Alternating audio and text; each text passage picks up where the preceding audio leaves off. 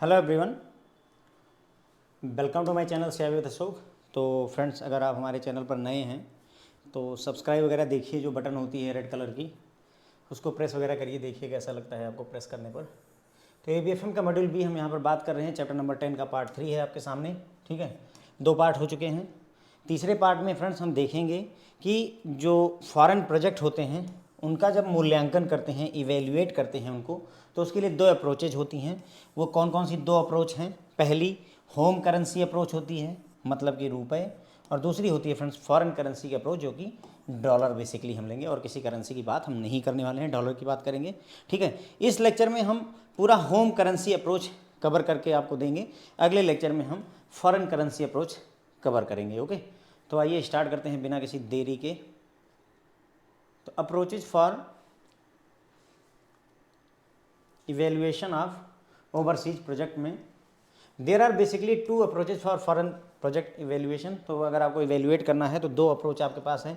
Home currency approach, जिसमें हम रुपए में बात करते हैं, और फॉरेन करेंसी अप्रोच, जिसमें हम डॉलर में बात करते हैं। पिछले लेक्चर में मैंने आपको बताया था कि अगर कहीं पर डिस्काउंटिंग करनी है, कहीं पर भी डिस्काउंटिंग करना पड़ गया, यानी प्रेजेंट वैल्यू कैलकुलेट करनी पड़ गई, तो फ्रेंड्स उसके लिए आपको तुरंत ही डॉलर को रुपए में कन्वर्ट करना होगा। अगर डिस्काउंटिंग नहीं है तो सीधे हम कैलकुलेट करेंगे डॉलर में ही। कब? जब हम फॉरेन करेंसी अप्रोच यूज करेंगे, तब की बात कर रहा हूं। अगर होम करेंसी अप्रोच है, मतलब कहने का रुपए में ही सारी बातें होंगी, भले डेटा डॉलर में दिया होगा, सबसे पहला काम हमें रुपए में कन्वर्ट करना होगा, तभी और कोई काम करेंगे। सबसे पहले क्या करेंगे? रुपए में कन्वर्जन करेंगे। After that we will do anything else, ठीक है। तो देखिए, home currency approach, under this approach all the cash flows of the project are converted into home currency यानी रुपए में by applying the actual or estimated spot rate at the time of cash flow। तो हमें क्या करना होता है? जितना भी हमारे पास कैश फ्लो आता है, इनफ्लो आउटफ्लो जो भी है, उसको पहले होम करेंसी रुपए में कन्वर्ट करेंगे। किसके आधार पर करेंगे? जो भी स्पॉट रेट हम एस्टिमेट करते हैं, एक्चुअल जो भी दिया होगा। एक्चुअल कहाँ पर दिया होगा? प्रेजेंट टाइम में। जैसे अभी कहा गया आपसे कि $1 का स्पॉट रेट 80 रुपये चल रहा है, इसका मतलब ये हमारा एक्चुअल स्पॉट रेट है। और जो हम एस्टिमेट करते हैं, जैसे अभी हमने किया था कि आफ्टर 1 ईयर जो है $1 की वैल्यू 82 पॉइंट समथिंग हो रही है, ठीक है। तो ये हमारा एस्टिमेटेड स्पॉट रेट होगा। उसके आधार पर हम क्या करेंगे? फॉरेन करेंसी को इंडियन करेंसी में पहले कन्वर्ट करेंगे, ठीक है। These cash flows are then discounted. फिर हम इन कैश फ्लो को डिस्काउंट करते हैं in the domestic risk adjusted discount rate, ठीक है।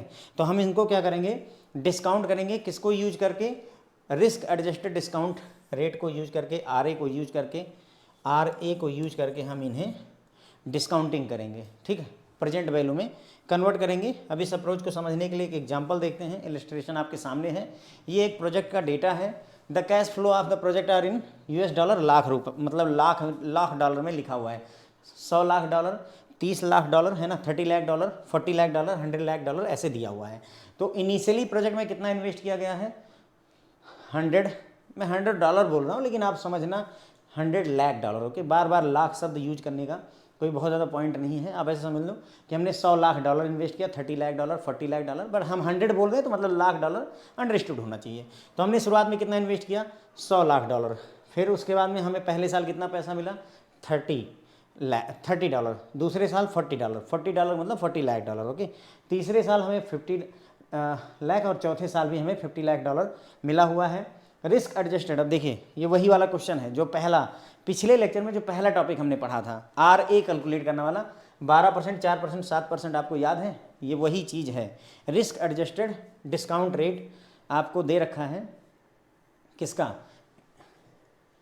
The risk adjusted rupee discount rate required by the company who is investing project in USA। थोड़ा confuse मत होइएगा कि ऐसी कंपनी है जो US में प्रोजेक्ट करना चाहती है, लेकिन जो आपको रेट दे रखा है risk adjusted rupee discount rate दे रखा है। That means this is 12% for किसके लिए? रुपए के लिए दिया हुआ है। लैंग्वेज पकड़ लीजिए, कंफ्यूज मत होइए। ऐसी कंपनी जो USA में अपना प्रोजेक्ट करना चाहती है, उसके लिए risk adjusted rupee discount rate 12% है। क्लियर? ठीक है। तो ये RA रुपए के लिए हो गया, ये आपका RF हो गया, रिस्क फ्री रेट किसके लिए? USA के लिए। कितना? 0.4।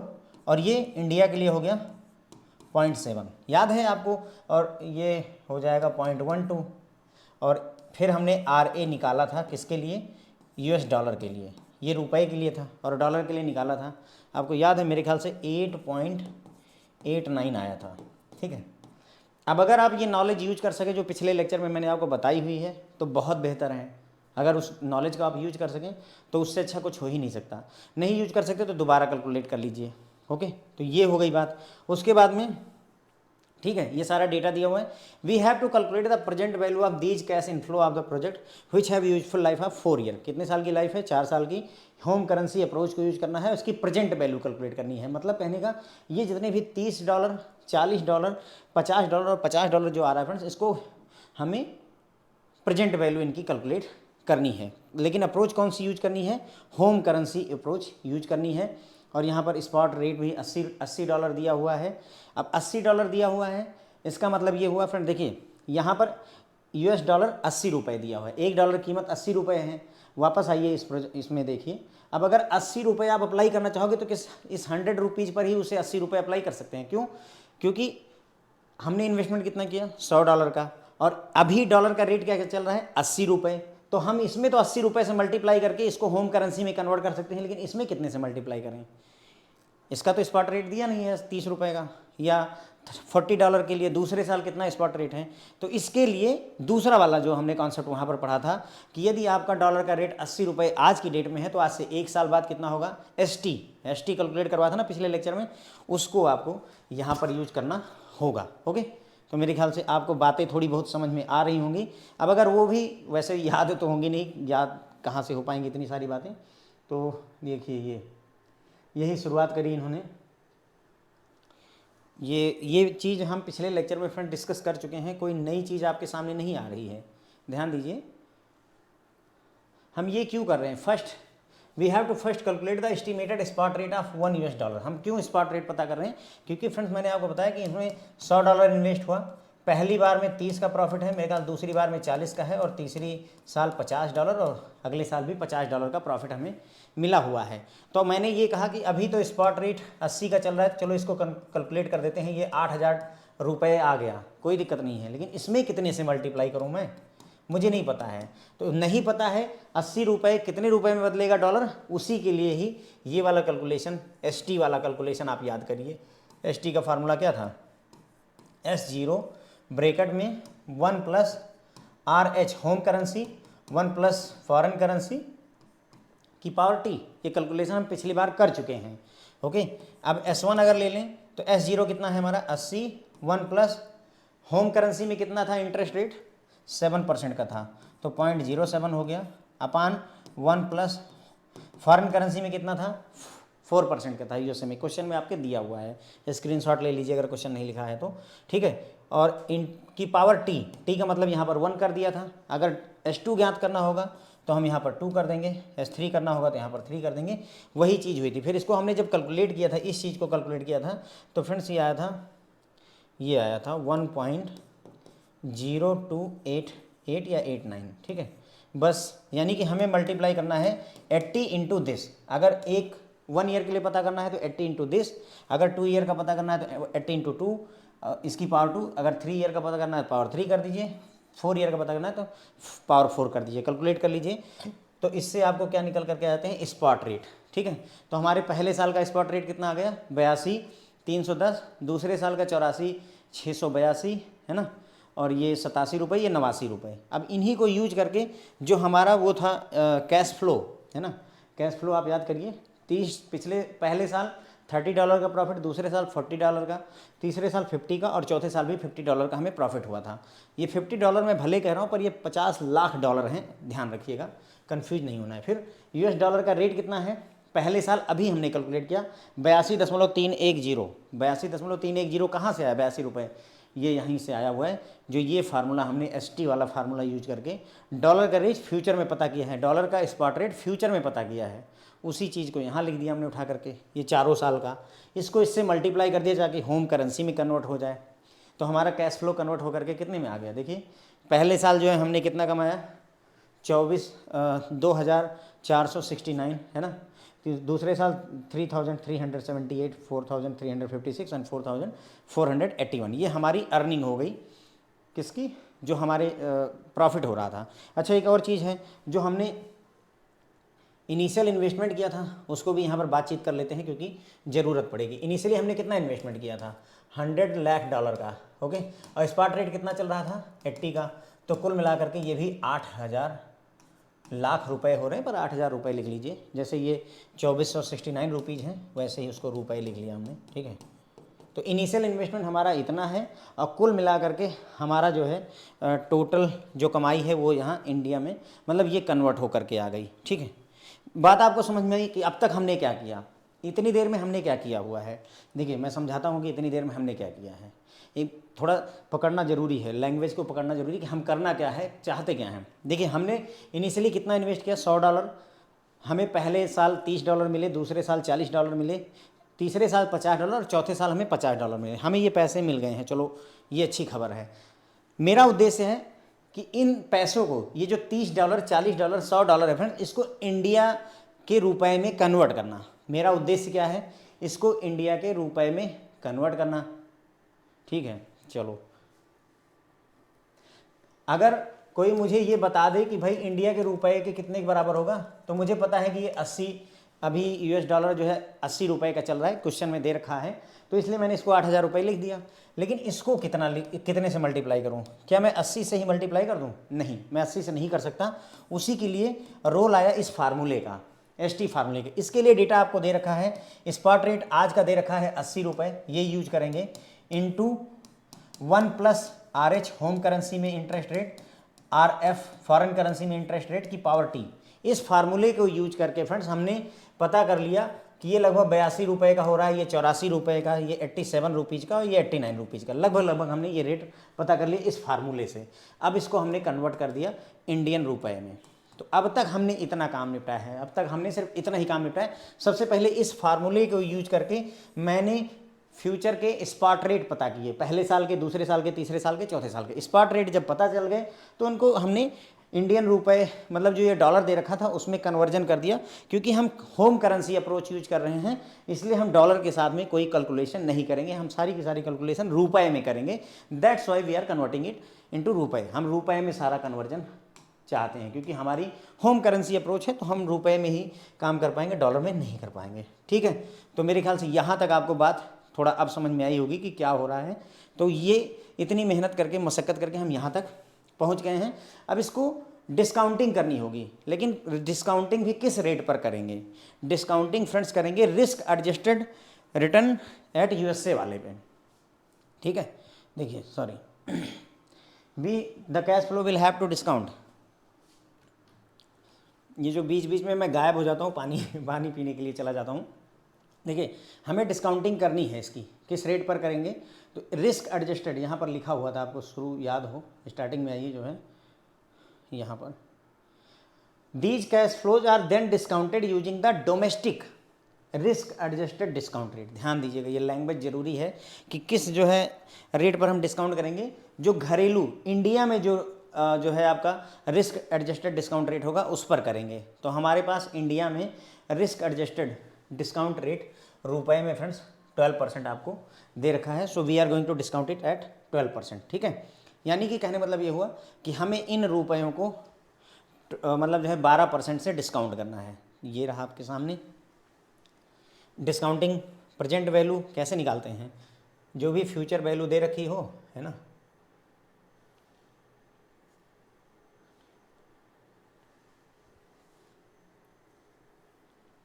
प्रेजेंट वैल्यू कैलकुलेशन का फार्मूला क्या होता है? Future value upon 1+ R to the power n। R कितना है?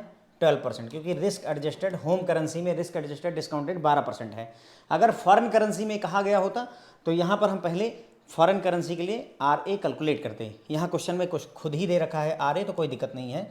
तो फ्यूचर वैल्यू कितनी है हमारी? एक साल बाद हमें कितना मिल रहा है? 2469 अपान 1+ R। 12 का 100 से डिवाइड करेंगे तो 0.12 आ जाएगा, और 1+ R में 1.12 जोड़ेंगे तो 1.12 आ जाएगा। तो हेयर इट इज़ 1.12, ठीक है। ये पहले साल का हो गया, यानी पावर 1 हो गई। इसी तरीके से दूसरा हो गया 78 दूसरे साल के लिए, और इसे 1.12 की पावर 2 करेंगे। इसी तरीके से तीसरे में 4356 अपान 1.12 की पावर 3 करेंगे, और चौथे साल के लिए 4481 डिवाइडेड बाई 1.12 की पावर फ्रेंड्स 4 कर देंगे। ओके, बस आपका कैलकुलेशन। अब इसको 1.12 आप कैलकुलेटर यूज कर लीजिए फ्रेंड्स, जो है काबिल हैं, बहुत सक्षम है, तभी बैंक में हैं, दिन भर कैलकुलेशन ही करते रहते हैं, तो प्लीज़ जो है इसको कैलकुलेट कर लीजिए। फिर भी आपकी सहूलियत के लिए इनकी वैल्यूज यहाँ पर दे रखी हैं। ओके, 1.12 की पावर 3 कितना होगा ये लिखा हुआ है। कैलकुलेशन किया जब हमने तो ये आ गया 10,852। ठीक है, तो हमें present value of this cash flow मिल गई कितनी, 10,852।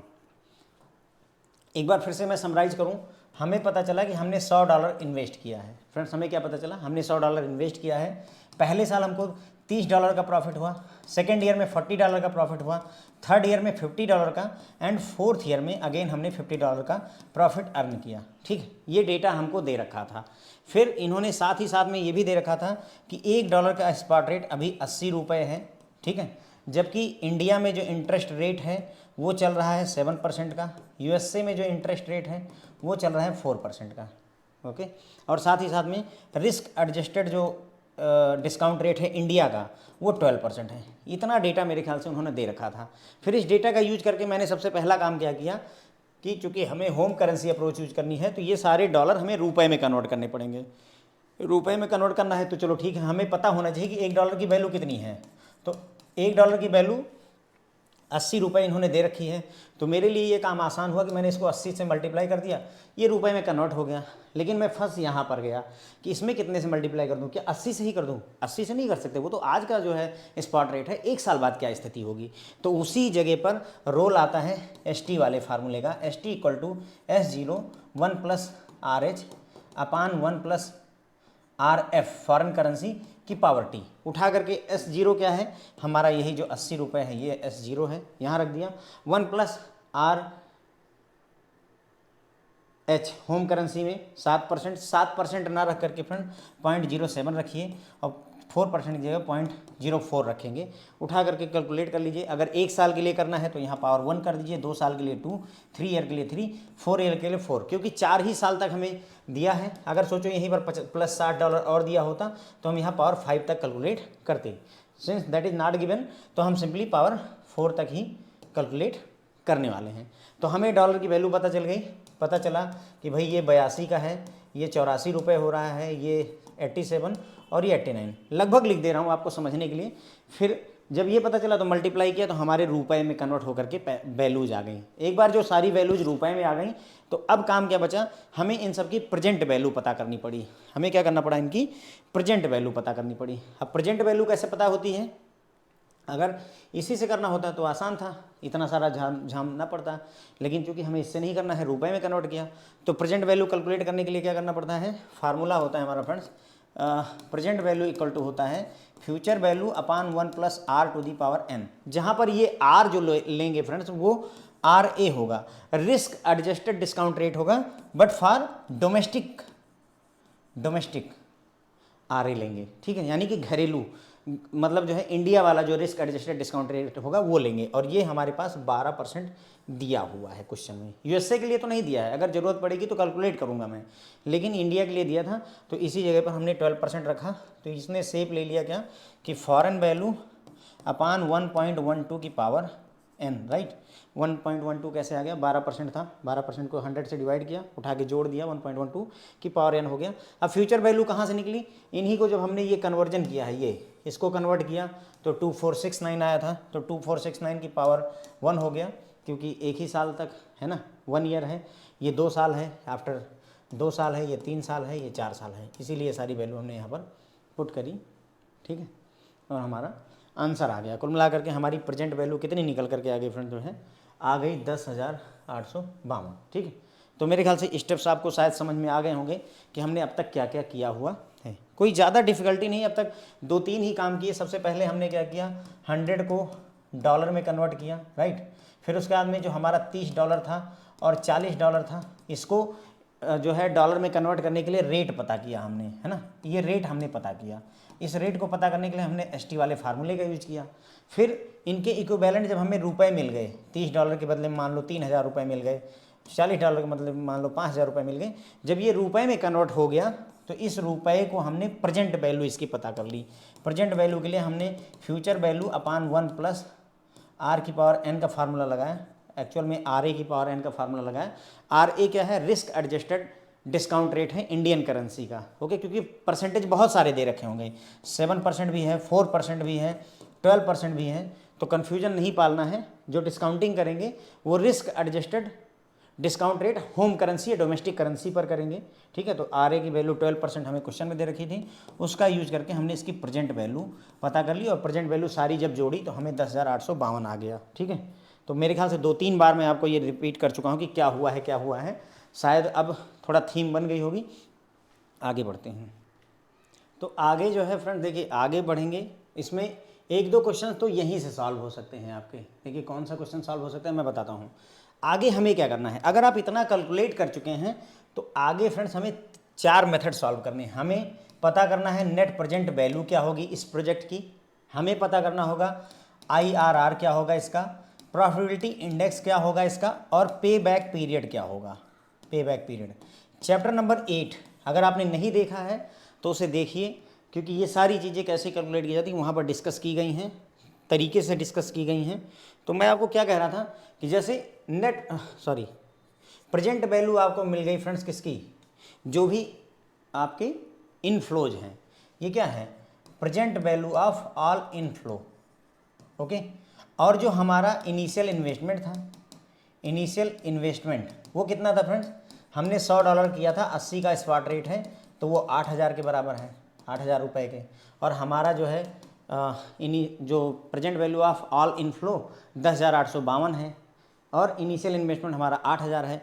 तो नेट प्रेजेंट वैल्यू कैसे निकालते हैं फ्रेंड्स, नेट प्रेजेंट वैल्यू निकालने के लिए हम क्या करते हैं, याद कीजिए, नेट प्रेजेंट वैल्यू निकालते हैं हम जितने भी इनफ्लो हैं उनकी प्रेजेंट वैल्यू में से इनिशियल इन्वेस्टमेंट को घटा देते हैं। यही तो करते थे, नेट प्रेजेंट वैल्यू कैसे निकालते थे, जितना भी इनफ्लो है, जैसे एक कोई प्रोजेक्ट हमने लिया, ठीक है, मान लो एक प्रोजेक्ट लिया हमने, इसमें 200 करोड़ रुपए इन्वेस्ट किए, फिर हमें पहले साल 60 करोड़ रुपए प्रॉफिट हुआ, दूसरे साल 20 करोड़ हुआ, तीसरे साल 40 करोड़ का प्रॉफिट हुआ।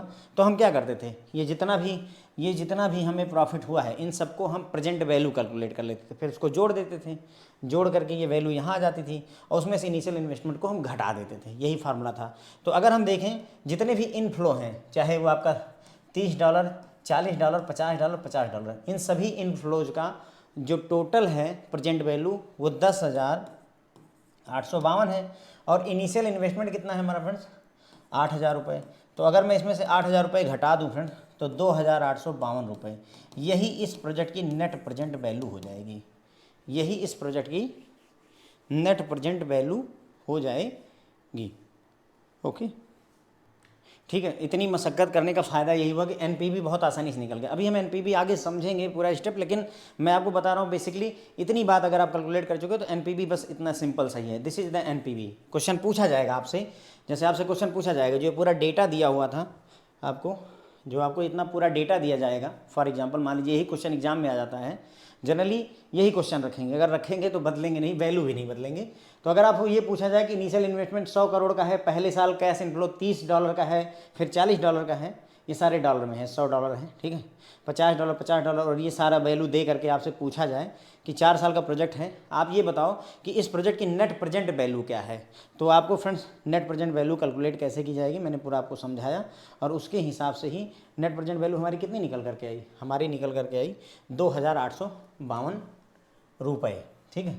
कैसे किया, 8,000 रुपये इसी में से घटा दिए, 8,000 क्या है जो हमारा इनिशियल इन्वेस्टमेंट था, तो बस ये निकल आया। अच्छा, अगर प्रॉफिटेबिलिटी इंडेक्स निकालना हो फ्रेंड्स, क्या निकालना हो, प्रॉफिटेबिलिटी इंडेक्स, तो ये कैसे निकलता है, प्रेजेंट वैल्यू ऑफ इनफ्लो, ये होता है friend formula, present value of inflow upon initial investment. Initial investment मतलब कहने के इसमें से इसको घटाते नहीं बल्कि भाग दे देते हैं, तो मतलब ये हो गया 10,852 डिवाइडेड बाई 8,000 कर दीजिए, बस ये हो गया आपका profitability index. In case they are asking for profitability, chapter number 8 में हमने पूरा एक एक टॉपिक, प्रॉफिटेबिलिटी इंडेक्स अलग से, नेट प्रेजेंट वैल्यू अलग से, है ना, और उसके बाद में इंटरनल रेट ऑफ रिटर्न अलग से, हर एक को एक एक लेक्चर में कवर किया है। अगर आपने वो लेक्चर देखे हैं तो ये कोई डिफ़िकल्टी नहीं है। तो देखिए 10,852 को हमने डिवाइड किया फ्रेंड जो है 8,000 से, सॉरी 10,852 डिवाइडेड बाई 8,000, तो ये आ जा रहा है 1.3565, ठीक है 1.3565। तो ये हमारा प्रॉफिटेबिलिटी इंडेक्स भी हमने कैलकुलेट कर लिया। दो चीज़ तो हमने बहुत आसानी से कैलकुलेट कर ली, ठीक है।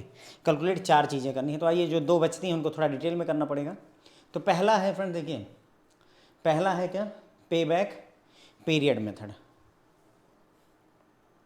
तो अगर मैं आपको ये समझाऊँ ना कि जैसे ये तो पूरी थ्योरी बता रहे हैं, पे बैक पीरियड अगर आपको कैलकुलेट करना है तो ये जो वैल्यू आई हुई है बस यही तो पे बैक पीरियड क्या होता है। अगर मैंने देखिए सिंपल टर्म में, जैसे मैंने $100 इन्वेस्ट किया, कितना इन्वेस्ट किया $100, या 100 रुपये इन्वेस्ट किया, पहले मुझे 30 रुपये मिले, फिर मुझे क्या मिले 40 रुपये, फिर मिले मुझे 50 रुपये, फिर मिले मुझे 50 रुपये।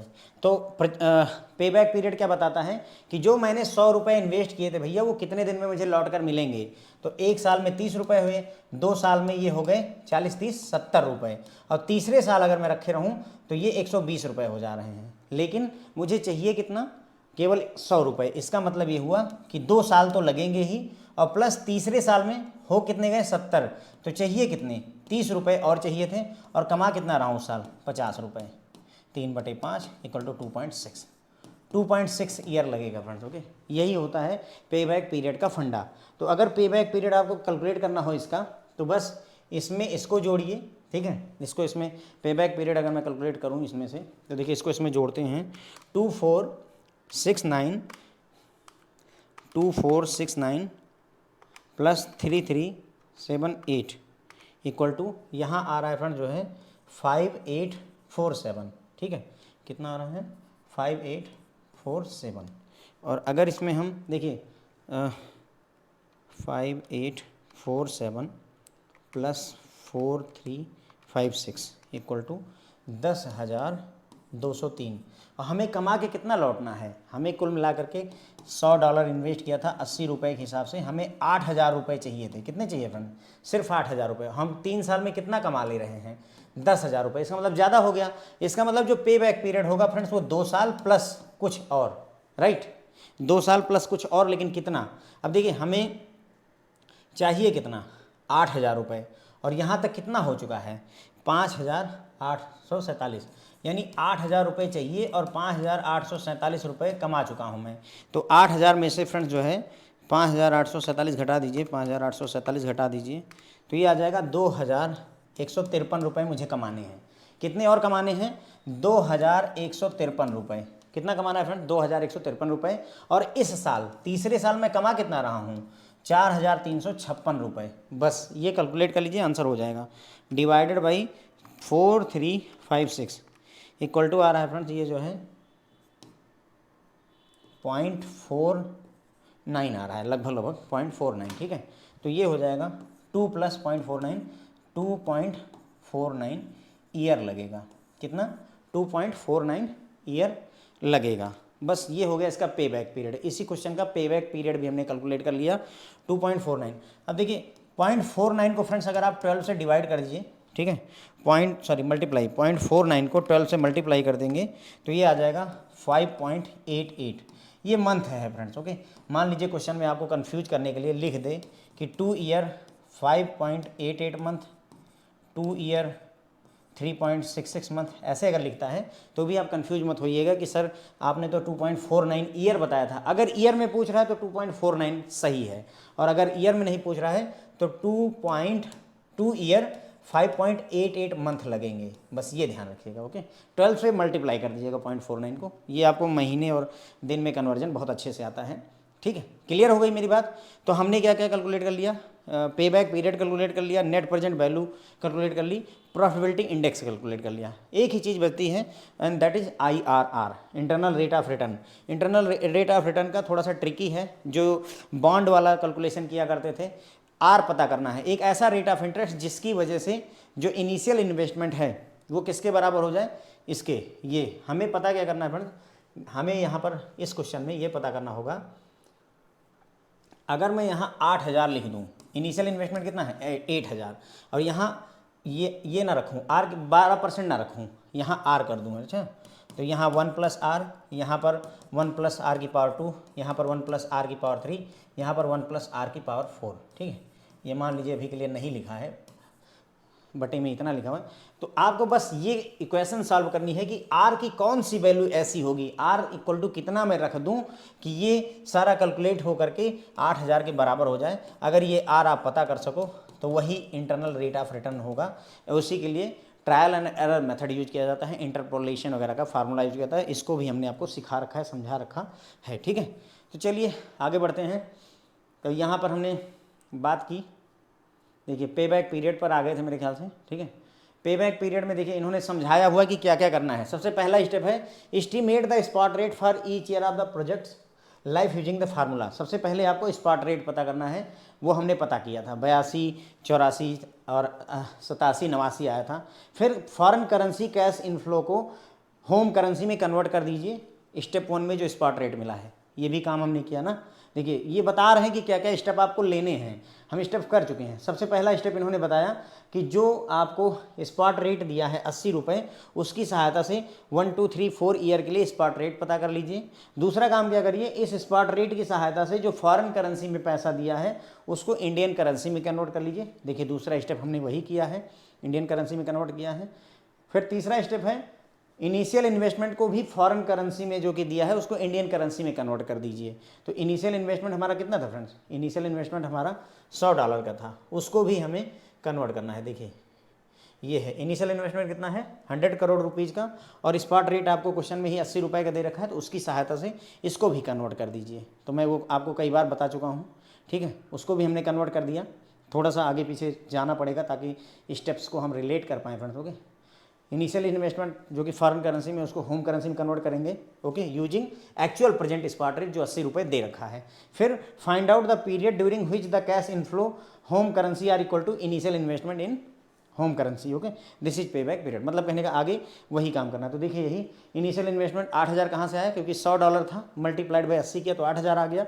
उसके बाद में हर साल का कैश इनफ्लो हमने कैलकुलेट किया था डॉलर में मल्टीप्लाई करके, है ना। और कुमुलेटिव जब कैलकुलेट किया तो ये 2,000, ये 5,000, ये 10,000 आया था। ये मैंने आपको करके दिखाया। तो हमें पता चला कि हमें 8,000 कमाना था। कितना कमाना है 8,000, और हो गया 10,000। इसका मतलब 3 साल नहीं लगेंगे। अगर 10,212 कमाना होता तब 3 साल लगते। इसका मतलब हमारा 2 साल और उसके कुछ और महीने पर हो जाएगा। उसी के आधार पर हमने ये देखिए 2 साल प्लस कुछ और महीने का कॉन्सेप्ट यूज करके 2 ईयर 5.88 मंथ या 2.49 ईयर यहाँ पर लगेगा। ये चीज़ आपको पे बैक पीरियड में कैलकुलेट करके दे दी। दूसरा IRR, इसको मैं बस थियरी बता दे रहा हूँ, कैलकुलेशन आप ही को करनी पड़ेगी।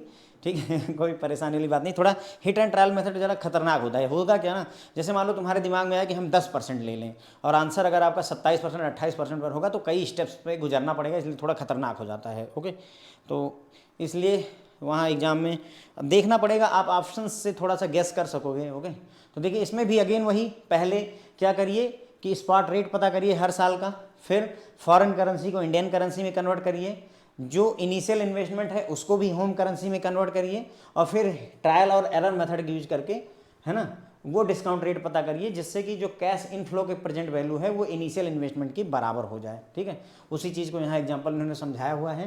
देखिए इनिशियल इन्वेस्टमेंट 8,000 लाख का है, पहले साल कैलकुलेशन हम कर चुके हैं फ्रेंड्स। ओके, यानी आप यूँ समझ लीजिए कि step number 1, step number 2, step number 3 हो चुके हैं हर एक केस में। पहला स्टेप क्या है, स्पॉट रेट पता करना। दूसरा स्टेप क्या है, उस स्पॉट रेट से इंडियन करेंसी में कन्वर्जन। तीसरा स्टेप क्या है, इनिशियल इन्वेस्टमेंट को भी इंडियन करेंसी में कन्वर्ट करना। 3 स्टेप तो हर एक में सेम रहेंगे, वो काम हम कर चुके हैं। तो ये इनिशियल इन्वेस्टमेंट हो गया, ये सारे हमारे क्लियर हो गए। अब हमें क्या करना है फ्रेंड, देखिए ये होता है ये following formula for IRR, internal rate of return के लिए आपको क्या करना है कि जो इनिशियल इन्वेस्टमेंट है वो इक्वल टू हो जाए, ये जितने भी आपके कैश इनफ्लो हैं, ये जो कैश इनफ्लो हैं इनकी डिस्काउंटिंग कीजिए। ये पहले साल का है, ये दूसरे, ये तीसरे और ये चौथे साल का है, इसीलिए यहाँ पर पावर 1, 2, 3 और 4 यूज की गई है। फ्रेंड्स अब आपको R, ऐसा R रखिए जिससे कि आपका ये आंसर आ जाए। Internal rate of return chapter जो मैंने लेक्चर पढ़ाया हुआ है चैप्टर नंबर 8 में, उसको देख लीजिए, तभी आप इसको सॉल्व कर पाएंगे। अब फ्रेंड्स इसमें क्या होता है कि मान लो आर इक्वल टू आपने 10% ले लिया, फॉर एग्जांपल आर हमने 10% ले लिया, तो हो सकता है जब आप इसको कैलकुलेट करेंगे आर इक्वल टू 10% पर जब हम इसको कैलकुलेट करेंगे तो हो सकता है आपको 12,000 मिल जाए। फॉर एग्जांपल 8,000 ना कैलकुलेट होकर के 12,000 आ जाएगा। तो इसमें क्या होता है कि जब हम रेट ऑफ इंटरेस्ट को बढ़ाते हैं तो ये वैल्यू घटती है। इसमें नियम ये होता है, क्या नियम होता है, रेट ऑफ इंटरेस्ट बढ़ेगा तो ये जो कैलकुलेट होकर के वैल्यू आ रही है घटने लगेगी। मतलब जैसे अभी 12,000 आया है, आर इक्वल टू 10% पर 12,000 आया है, तो आर इक्वल टू 15% पर जब आपने रेट ऑफ इंटरेस्ट बढ़ाया तो ये वैल्यू 12,000 से घटेगी, कुछ कम हो जाएगी, भले ही 10,000 हो जाए उससे नहीं मतलब है, लेकिन घट जाएगी। कुल मिलाकर के ये चीज़ तय होती है। इसी बात को यूज करके हम आगे बढ़ेंगे। अब सोचिए अगर आपने आर इक्वल टू 10% कैलकुलेट किया फॉर एग्जाम्पल, और जो ये वैल्यू कैलकुलेट होने पर आर इक्वल टू 10% पर मान लेते हैं कि 6,280 आ गई, 6,280 आ गई। इसका मतलब हमें आया कितना है 6,280, हमें चाहिए कितना 8,000। इसका मतलब हमें वैल्यू को बढ़ाना है। वैल्यू कब बढ़ेगी, जब रेट ऑफ इंटरेस्ट घटेगा। इसका मतलब हमें अगला आर जो है 8% या 6% लेने की ज़रूरत है। मैं यही बताने की आपको कोशिश कर रहा हूँ कि जैसे हिट एंड ट्रायल मेथड है। अब इसमें सोचिए कि अगर आपने आर इक्वल टू 10% ले करके शुरू कर दिया, आंसर आपका 27% है, तो खतरनाक ही स्थिति हो जाएगी। भाई 10 लोगे, अगली बार 15 लोगे, अगली बार 20 लोगे, अगली बार 25 लोगे, कम से कम 4 अटेम्प्ट आपके लग जाएंगे, तब जा करके कुछ बात यहाँ पर बनेगी। तो बेहतर रहेगा कि अगर ऑप्शन दिया हुआ होगा भाई, है ना, 27%, 22%, 16% और 18%, अगर ऐसा दे रखा हो, वो फिल इन द ब्लैंक्स वाला ना आए भाई। अगर ऐसा दे रखा है तो उठा करके ये वैल्यू सीधे आर की वैल्यू यहाँ रख देना, इस इक्वेशन में सीधे आंसर कैलकुलेट कर लेना। ओके, इसीलिए मैं आपको समझा रहा हूँ। इंटरनल रेट ऑफ रिटर्न का ये कॉन्सेप्ट होता है। तो जितना भी काम हमने पिछले हर एक क्वेश्चन में किया है उतना ही करना है, बस लास्ट में IRR कैलकुलेट कर लेना है। इसीलिए ये चैप्टर नंबर 8 है, बेसिकली जो है ये चैप्टर नंबर 8 ही है। उसके पहले थोड़ी सी दो थियरी और जोड़ दी गई हैं, एक तो स्पॉट रेट फाइंड करने की, और दूसरा फ्रेंड्स आपसे रिस्क एडजस्टेड रिटर्न कैलकुलेट करने के लिए कहा गया। अभी RA का यूज नहीं हो रहा है, जो पहला कॉन्सेप्ट हमने पिछले लेक्चर में पढ़ा तो उसका यूज नहीं हो रहा है। वो अगले वाले लेक्चर में जब हम फॉरेन करेंसी अप्रोच करेंगे यूज, तो वहाँ पर जम करके वो यूज होगा। ओके, अब आता है नेट प्रेजेंट वैल्यू मेथड। तो अगेन वही, सबसे पहले स्पॉट रेट पता कर लीजिए, दूसरे स्टेप में सारे को इंडियन करेंसी में बदल दीजिए, तीसरे स्टेप में इनिशियल इन्वेस्टमेंट को भी आप कन्वर्ट कर दीजिए किसमें, हम इसे कन्वर्ट करेंगे फिर किस में कन्वर्ट करेंगे, इनिशियल इन्वेस्टमेंट को भी हम कन्वर्ट करेंगे, मतलब रुपए में कन्वर्ट कर देंगे, फॉरेन करेंसी से रुपए में कन्वर्ट कर देंगे। फिर उसके बाद में नेट प्रेजेंट वैल्यू के लिए क्या करते हैं, जितना भी आपका हर साल की रिसीविंग होती है, हर साल जितना भी प्रॉफिट होता है उसकी हम प्रेजेंट वैल्यू फाइंड आउट करते हैं। तो डिस्काउंटिंग करेंगे, discounting domestic risk adjusted discount rate यानी 12% पर करेंगे। ओके, और उसके बाद में net present value initial investment को प्रेजेंट वैल्यू से घटा करके कैलकुलेट कर लेंगे। तो वही ये सारा काम जितना यहाँ तक इन्होंने बताया है, स्टेप नंबर 4 तक जो बातें बताई हैं वो सब हम कर चुके हैं फ्रेंड्स। वो सारी चीज़ करके ही 10,852 लाख लेकर मैं आया था आपके लिए, याद करिए। तो 10,852 आया था यहाँ तक, और उसके बाद में क्या कहा, लास्ट स्टेप क्या है, नेट प्रेजेंट वैल्यू के लिए इनिशियल इन्वेस्टमेंट को प्रेजेंट वैल्यू से घटा दीजिए। तो इनिशियल इन्वेस्टमेंट कितना है 8,000 रुपये, और प्रेजेंट वैल्यू कितनी है 10,852, घटा दिया 2,852। देखने को तो भैया नेट प्रेजेंट वैल्यू दो लाइन क्या, एक सब्सट्रैक्शन से हो गई, अगर ऐसे देखा जाए, इससे सरल कोई सवाल ही नहीं है। लेकिन यदि एग्जाम में आएगा तो आप इन सभी स्टेप्स से होके गुजरोगे। मेरी बात ध्यान दीजिए, अभी चूंकि हमने ये सारे स्टेप्स पहले कर रखे हैं, कॉमनली यूज कर रहे हैं, देन ओके है। लेकिन एग्जाम में आएगा तो आपको सारे स्पॉट रेट चारों साल के पता करने पड़ेंगे, उनको होम करेंसी में कन्वर्ट करना पड़ेगा। जो इनिशियल इन्वेस्टमेंट है $100 का, उसको 80 से मल्टीप्लाई करके 8,000 में बदलना पड़ेगा। और फिर उसके बाद में इन सबको जो है domestic risk adjusted discount rate यानी RA 12% जो दे रखा है, हो इंडिया के लिए जो रिस्क एडजस्टेड रिटर्न दे रखा है, उससे इसको डिस्काउंट भी करना पड़ेगा, और देन जा करके आप ये कैलकुलेशन कर पाओगे। ऐसा तो दिख रहा होगा कि सर 2 लाइन में खत्म हो गया, बट एक्चुअल में पूरा का पूरा सवाल है जितना हम अभी तक पढ़ चुके हैं। फिर आ जाता है फ्रेंड्स आपका प्रोबेबिलिटी इंडेक्स। तो अगेन वही प्रोबेबिलिटी इंडेक्स के लिए ये जो फार्मूला होता है, प्रेजेंट वैल्यू जो भी आपके इनफ्लोज हैं उनकी present value divided by initial investment. Present value कितनी आई थी 10,852 हमने कैलकुलेट किया था, डिवाइडेड बाय इनिशियल इन्वेस्टमेंट 8,000 1.356। ये भी सरल लग रहा है, लेकिन सवाल ये है कि ये कहाँ से आया। यही तो मेन है ना, 10,852 लाए कहाँ से, उसके लिए आपको ये सारे स्टेप्स करने पड़ेंगे। देखिए सबसे पहले स्पॉट रेट लीजिए, फॉरेन करेंसी को इंडियन करेंसी में, उसके बाद इनिशियल इन्वेस्टमेंट को भी इंडियन करेंसी में कन्वर्ट करिए, फिर डिस्काउंटिंग करिए, किस पर करेंगे, domestic risk adjusted discount rate पर, और प्रेजेंट वैल्यू फाइंड करिए, और फिर पीआई यानी प्रॉफिटेबिलिटी इंडेक्स पाने के लिए हमें क्या करना होता है, प्रेजेंट वैल्यू को हम इनिशियल इन्वेस्टमेंट से डिवाइड कर देते हैं तो 1.356 आ जाता है। ठीक है फ्रेंड, तो ये हो गई बातें फ्रेंड्स हमारी जो है किसके बारे में, होम करेंसी अप्रोच के बारे में मैंने फ्रेंड्स आपको पूरा समझा दिया। हमने नेट प्रेजेंट वैल्यू कैसे कैलकुलेट करते हैं, प्रॉफिटेबिलिटी इंडेक्स कैसे कैलकुलेट करते हैं, आईआरआर कैसे कैलकुलेट करते हैं, और उसके बाद में एक और चीज़ थी पेबैक पीरियड कैसे कैलकुलेट करते हैं, सारा कुछ आपको समझा दिया है, कैसे कैसे स्टेप्स हैं पूरा बताया हुआ है। वॉक थ्रू करिए लेक्चर से, कॉपी पेन रखिए, कैलकुलेटर रखिए, ट्राई करिए खुद से सॉल्व करने का, नहीं आता है तो कमेंट करके बताइए। ठीक है, इसी के साथ ये लेक्चर खत्म होता है friend, thank you so much.